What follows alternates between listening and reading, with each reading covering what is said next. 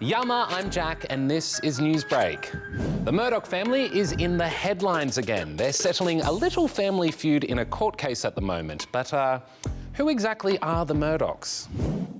Well, Jack, it all starts with this guy.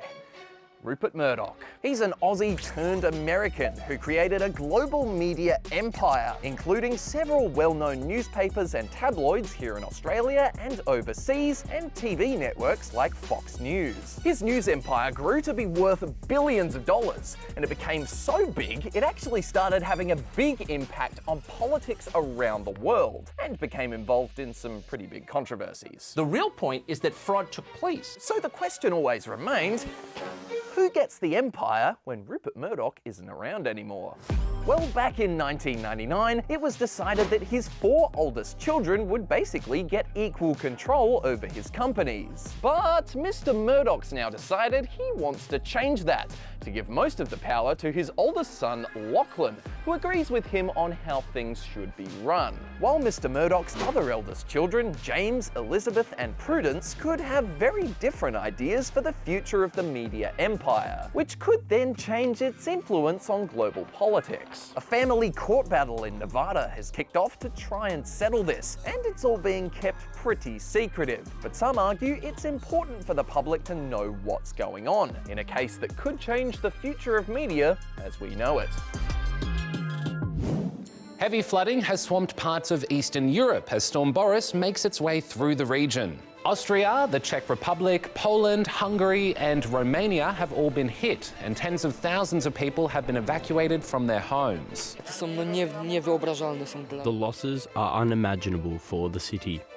All the bridges are broken, asphalt is coming off.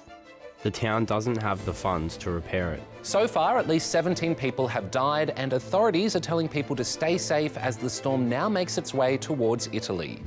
Tik Tok was in court today in Washington, D.C. to try and challenge a law that could see the social media app banned in the US. Earlier this year, the US government voted in favour of a bill that would give ByteDance, the Chinese company that owns TikTok, 2 options: sell TikTok or face a ban. The law came about because the US thinks TikTok could be feeding data from the 170 million Americans who use the app to the Chinese government, which is something TikTok and ByteDance denies. And TikTok says the law goes against American values and would have a big impact on free speech for its US users.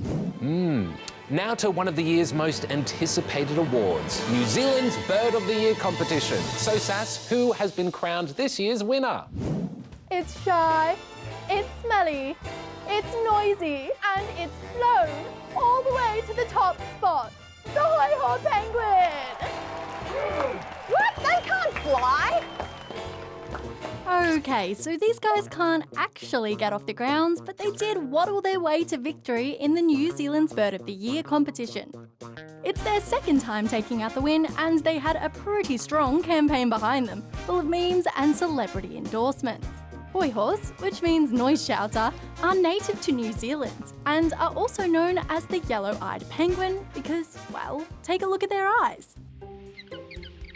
They're also thought to be one of the world's rarest penguin species and are listed as endangered, with only about 4,000 to 5,000 left in the world. It is a really worthy winner because it is in a lot of trouble. We've lost 78% of the population on our mainland in just 15 years. More than 50,000 people from around the world voted in this year's poll, and many experts are hoping this moment in the spotlight will help boost conservation efforts for these shy and smelly little penguins.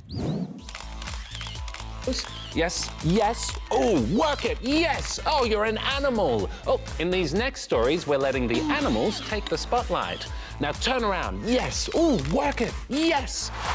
First up, taking social media by storm, this adorable bouncy baby hippo. Mudang is just 2 months old, but has been drawing quite the crowd at this zoo in Thailand after her zookeeper posted videos of her to social media that went viral.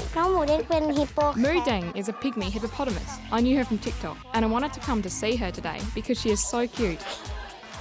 Strutting in next are these fashionable pups at the Pet Shop Days festival in Moscow. It's the largest festival in Russia where owners get together to celebrate their pets. There are events like running races, long jump, high jump, dog yoga, and of course, plenty of food for those good boys and girls. And animals in this zoo in China have celebrated the Mid-Autumn Festival with some special mooncakes, including iced fish mooncakes for the spotted seals and extra-large iced fruit mooncakes for the polar bear. Yum. Yes, yes, work it, and I'm done. And so is this show, but we'll be back tomorrow with more. Bye-bye. You did really great.